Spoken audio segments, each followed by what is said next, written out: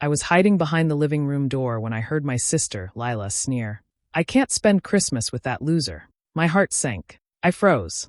My stomach twisted, and for a moment, I couldn't breathe. But then Mom's reply came, calm and steady, and it left everyone silent. "Stick with me while I share my story, and if it touches you, don't forget to support our channel by hitting that subscribe button, dropping a like, and sharing it with the people you care about." My name is Marin, and I'm in my mid-20s. Growing up, I always tried to do the right thing. I studied hard, worked tirelessly, and took responsibility for myself. Lila, she never had to lift a finger. She always got whatever she wanted, and Mom, Evelyn, always seemed to notice her first. I loved my family, but sometimes it felt like I didn't exist at all. This Christmas, I had hoped things would be different. I had been working at a new job for months, saving money, and planning a small surprise for Mom. I wanted a simple, happy holiday. But hearing Lila's words cut me deeper than I expected. She was talking about my boyfriend, Jake, someone I cared about deeply. Her voice dripped with contempt, and it felt like she was tearing a part of me apart in front of everyone. I quietly stepped back, my mind racing. I couldn't believe she would say that out loud, especially in our home, where I had hoped for peace. Mom looked at Lila, her face calm, almost unreadable. The silence stretched, heavy and uncomfortable. I realized then that Mom wasn't just listening. She was thinking, weighing, planning. Christmas lights twinkled faintly around the room, but they couldn't warm the cold tension. I thought about all the times I had been dismissed, ignored, or compared to Lila. I thought about the quiet way I always solved problems while Lila demanded attention. That moment behind the door, listening to her cruelty, sparked something in me. I realized I couldn't let her words go unanswered, not this time. I needed to show strength without losing control. Mom finally spoke. Her voice was firm but gentle, cutting through Lila's smugness like a blade. "It's not about who anyone is dating or how we spend our holidays," she said. "It's about respect, and you, Lila, need to remember that family matters more than pride." The room went completely silent. Even Lila's smile faltered. In that instant, I felt a flicker of something I hadn't felt in a long time. Hope. Maybe this Christmas, things could finally change. Maybe I could finally stand my ground, and maybe, just maybe, I could make my voice heard. I remember sitting at the kitchen table as a kid, quietly finishing my homework while Lila strutted around, demanding attention. She always had a way of getting what she wanted. If she wanted a new dress, Mom would buy it without hesitation. If she wanted a game, she got it immediately. Meanwhile, I learned to be patient, to wait my turn, to work hard without expecting recognition. Even then, I noticed the differences in how we were treated. Teachers praised Lila for small things, while my efforts went unnoticed.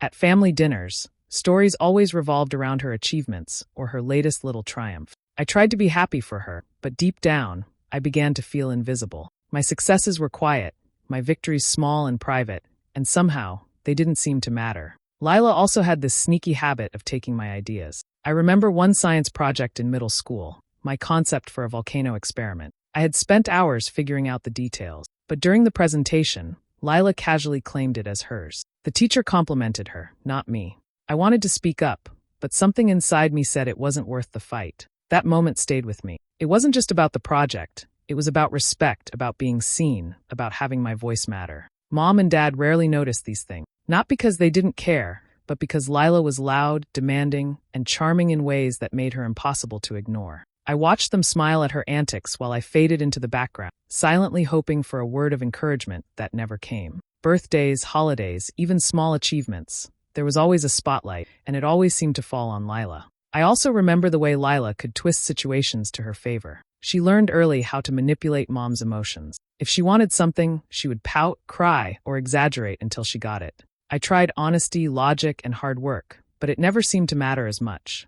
I started to realize that life wasn't fair, at least not in our family. My careful planning, my quiet effort, it was overlooked. Lila's charm and confidence always overshadowed it. As I grew older, these small betrayals built up layer by layer, shaping the way I saw myself. I began to understand that being quiet and responsible wasn't a weakness. It was preparation. It was patience. I didn't have to fight for every little thing. I just had to wait until the right moment, the moment when my work, my intelligence, and my integrity would finally be noticed. And as I looked back on all those years, the feelings of being invisible and overlooked weren't just sadness anymore. They became fuel. Fuel for the day I would no longer be ignored. The day my quiet strength would speak louder than anyone's words, even Lila's.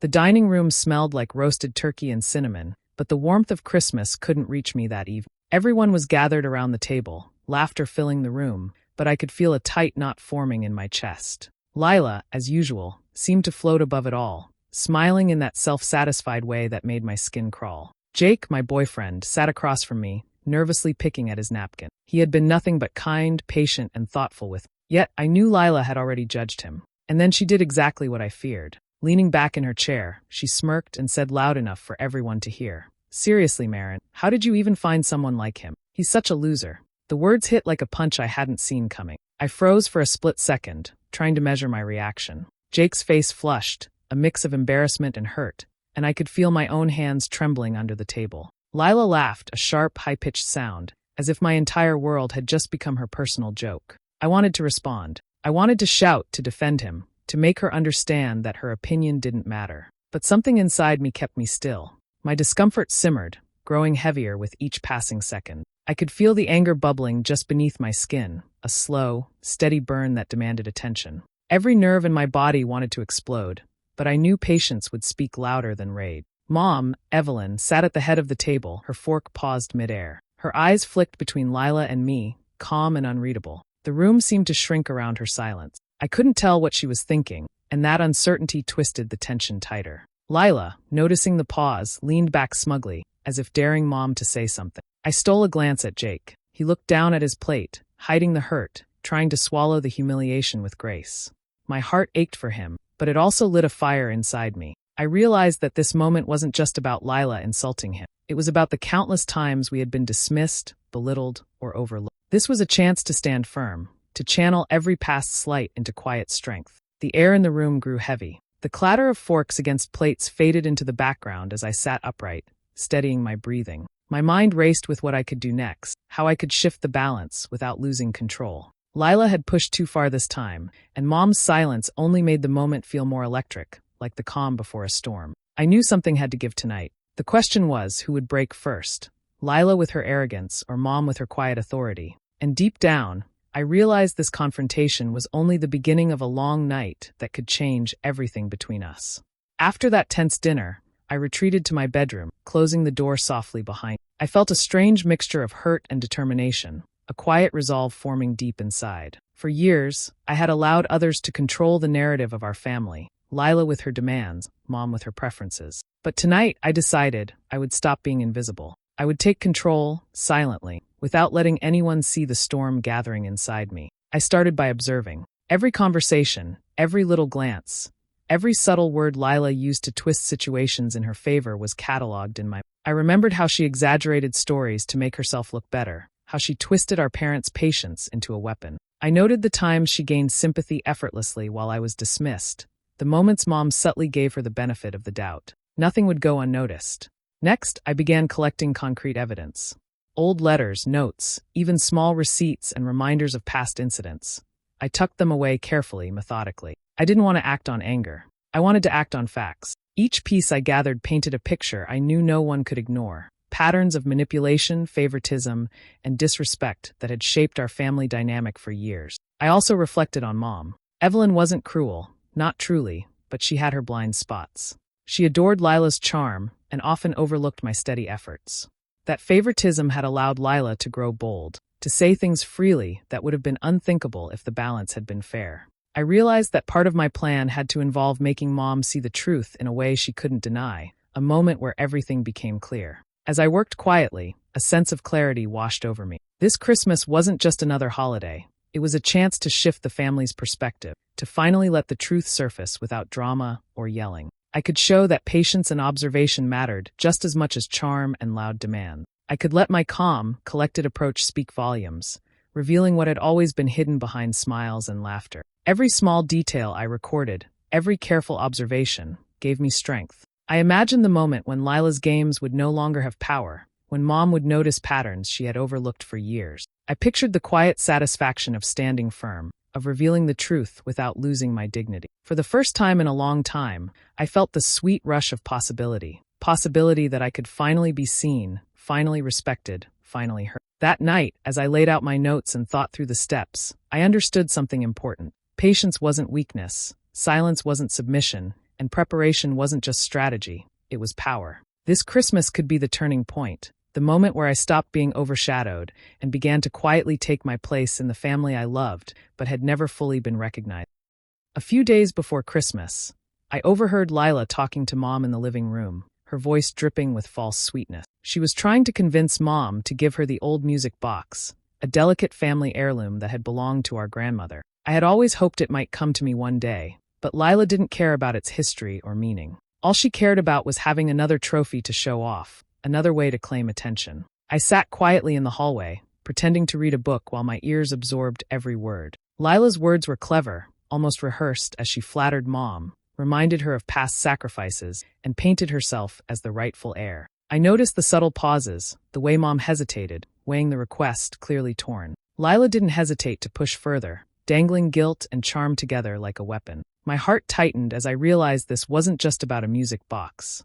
It was the same pattern I had seen for years. Lila manipulating Mom, bending situations to her favor, ignoring anyone else's feeling. She was relentless, confident that her charm could erase my presence entirely. I felt the familiar sting of invisibility, the frustration of being overlooked once again. Instead of confronting her, I took out my notebook and started recording. Every word, every expression, every pause, it all mattered. I wrote down the way Lila exaggerated her needs, the little sighs and half-smiles she used to pull at Mom's heart. I noted Mom's responses carefully, the hesitations, the soft corrections, the subtle glances toward me that told me she was aware of my presence and composure. I realized that Mom wasn't naive. She simply wasn't ready to speak yet. I stayed calm, controlled my emotions, and let the scene unfold. Lila didn't notice my careful observation, thinking she had me completely distracted. But I was learning, understanding, and quietly collecting evidence that would help me later. It wasn't just a music box.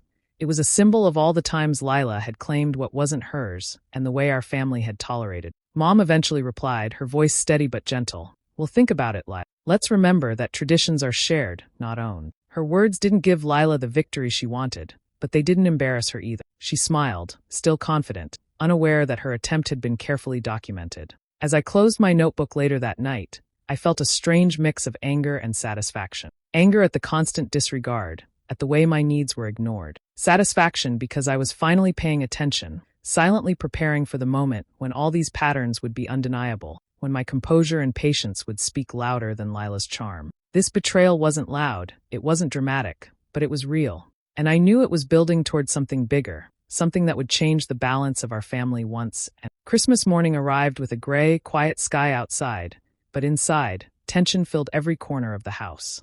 We had invited some extended family over for brunch, and I hoped for a peaceful day. That hope vanished the moment Lila opened her mouth. With practiced ease, she began weaving stories about me to our relatives, half-truths, exaggerations, and outright lies. She said I was reckless at work, that I had been careless with money, that I expected special treatment everywhere. Her words weren't just false. They were calculated, designed to undermine me in front of people I cared about. Cousins, aunts, uncles. They all raised eyebrows or whispered among themselves. I sat quietly at the table, hands folded in my lap, letting her words pass over me. Inside, I felt the familiar spark of anger, but I refused to give her the satisfaction of seeing me react. I focused on each movement, each expression, storing details carefully. Every glance from Lila, every smirk she threw at me, was logged in my mind. My silence became my shield, my calm a subtle form of resistance. I noticed Mom sitting across the table, her coffee cup in hand, lips pressed together in that way she does when she's thinking deeply. She didn't interrupt, didn't defend me, but her eyes met mine for a brief second. It was subtle, almost imperceptible, but I felt it like a jolt. That look told me she had noticed everything, the lies, the manipulations, and my quiet composure. Mom wasn't naive, and she wasn't ignoring me. She was letting the situation play out while signaling, ever so gently, that she understood far more than Lila realized. As the brunch continued, Lila grew bolder, laughing at little jokes about me and adding her own twists to the fabrications she spread. Some family members looked uncertain, clearly confused by the conflicting impressions. But I stayed poised, nodding politely, never raising my voice, never letting doubt creep into my demeanor. Each moment of restraint built my inner confidence, showing me that patience could be a far more powerful tool than confrontation. I realized then that Lila's attempt to humiliate me publicly was backfiring in subtle ways. By remaining composed, I drew attention to the absurdity of her claims. The more she spoke, the more the inconsistencies in her stories became noticeable to anyone paying attention.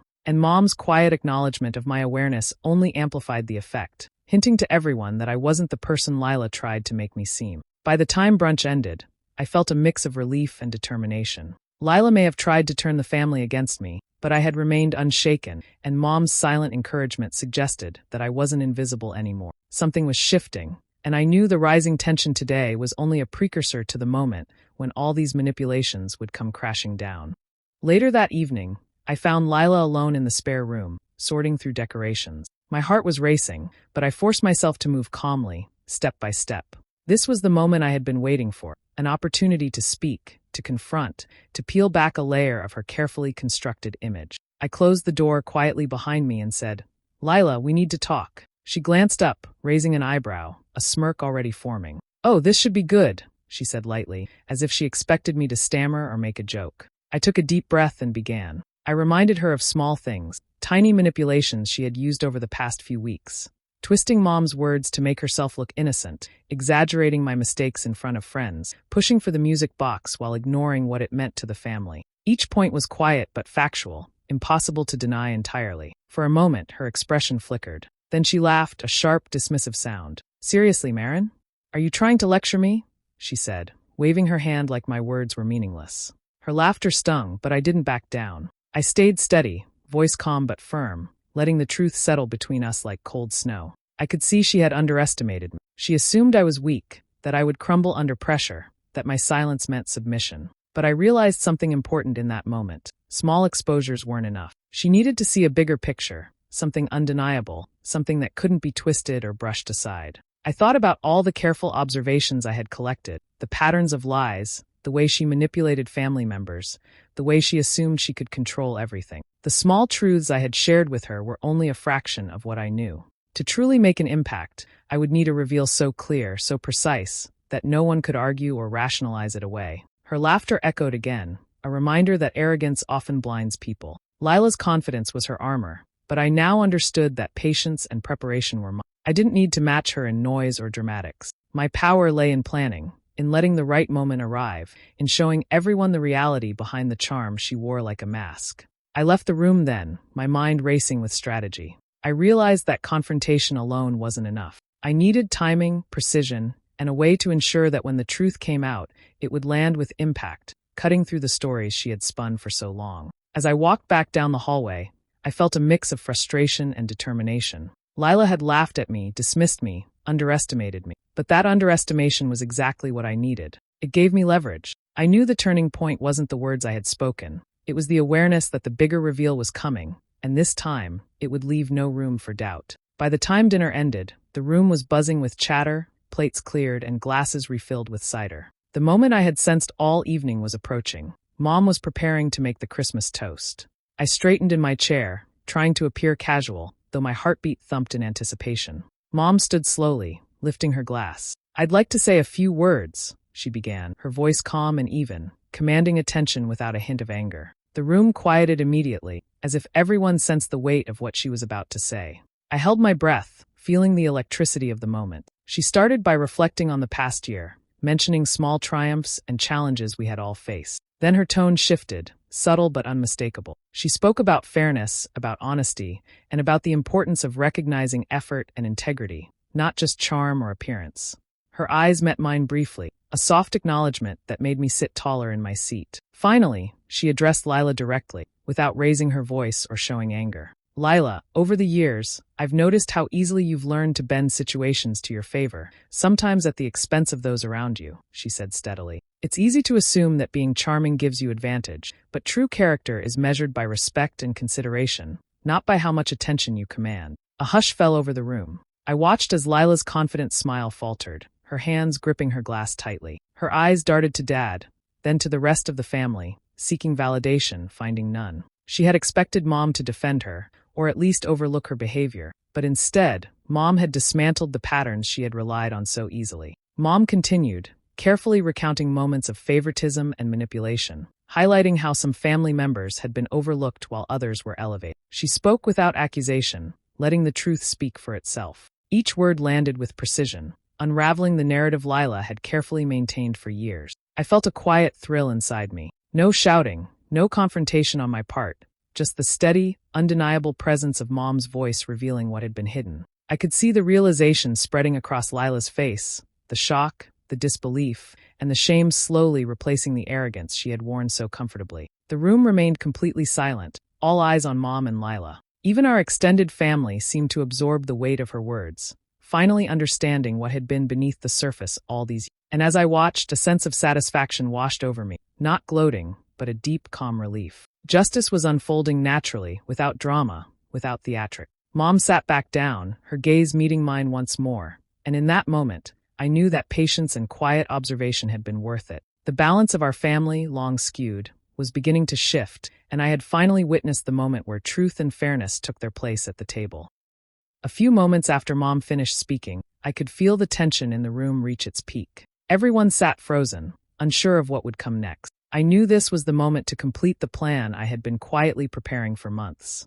I leaned slightly toward Lila, keeping my tone calm and polite. "Lila, could you step aside for a moment? I need to speak with Mom about something," I said softly. Her eyes narrowed, suspicion and irritation flashing across her face, but she hesitated only briefly before moving to the side, her arrogance still intact. Mom looked at me with a small, approving nod. It was subtle, but it told me she trusted me to handle this moment carefully. I took a deep breath and addressed her in a quiet voice, enough for the room to hear without it feeling like confrontation. "Mom, I've been thinking about how we handle recognition and rewards in our family," I began. "I believe it's time we consider merit and effort rather than charm or favoritism. Perhaps the will should reflect that principle, giving attention to those who have quietly contributed all along." The room went completely silent. Lila's confident smile disappeared instantly, replaced by a stunned, incredulous look. She opened her mouth, perhaps to protest, but the words died on her lips. For the first time, her carefully constructed persona faltered. She realized, in that moment, that she had lost the moral high ground. All her manipulations, her insistence on attention, the little schemes she had relied upon, none of it would carry weight now. Mom's expression remained composed, her authority undeniable. "I've always valued the hard work, thoughtfulness, and honesty that sometimes go unnoticed," she said. "It's time to reward what truly matters, not just what appears impressive." Her words carried finality, and the shift in the atmosphere was immediate. Family members exchanged glances, understanding the significance of what was happening. I felt a rush of relief, tempered by satisfaction. Years of being overlooked, underestimated, and dismissed were being corrected, not with anger, but with reason and quiet strength. Seeing Lila's shocked expression, I realized that patience and careful observation had finally paid off. I didn't have to raise my voice or force a confrontation. Justice had revealed itself naturally, and I had been a part of guiding it. As Lila stepped back, humbled and speechless, I allowed myself a small, private smile. The weight I had carried for years, the unfair comparisons, the constant need to prove myself, suddenly felt lighter. I could finally breathe, knowing that the balance had shifted. The household was no longer dominated by favoritism or manipulation. Recognition and respect were beginning to find their rightful place. That Christmas, I didn't just witness the correction of wrongs, I had become a part of it. The triumph was quiet, yet profound. For the first time in a long time, I felt genuinely seen, genuinely valued, and genuinely victorious in the most meaningful way. As the last of the holiday dishes were cleared away, the house settled into a soft, peaceful quiet. The earlier tension had dissolved, leaving a calm I hadn't expected. I found Mom sitting alone by the fireplace, the glow from the embers warming the room. I joined her silently, the two of us sharing a wordless understanding that spoke louder than anything said aloud. She looked at me and smiled, a mixture of pride and relief in her eyes. I realized in that moment how much this Christmas had changed, not just for me, but for the entire family. It wasn't about presents or decorations. It was about recognition, fairness, and finally seeing what had been hidden under the surface for years. Mom's presence beside me, quiet but steady, felt like an acknowledgement of all the patience, effort, and integrity I had carried quietly for so long. I leaned back in my chair and let my mind wander over the past weeks.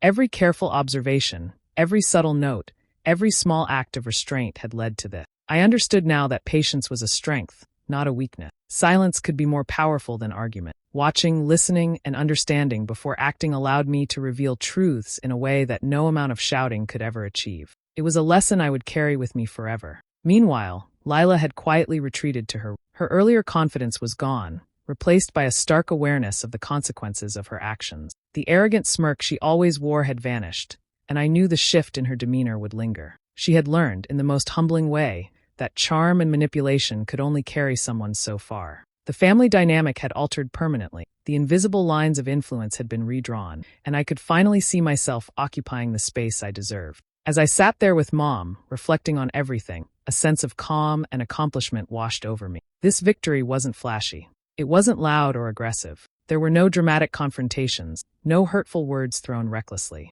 Instead, it was subtle, deliberate, and precise. I had achieved respect and acknowledgement not through anger, but through careful planning, intelligence, and restraint. That realization filled me with a quiet, enduring strength. I thought about the years I had spent feeling invisible, overlooked, and underestimated. I thought about all the moments I had stayed silent, waiting for the right time to act. Now, I finally understood the value of self-respect, of trusting my instincts, and of choosing my actions carefully. The outcome was more than I had hoped for. A sense of validation, restored family balance, and a personal confidence I had never fully possessed before. That Christmas ended not with noise or chaos, but with clarity. I felt stronger, wiser, and genuinely valued. I had won, not through confrontation, but through insight and patience.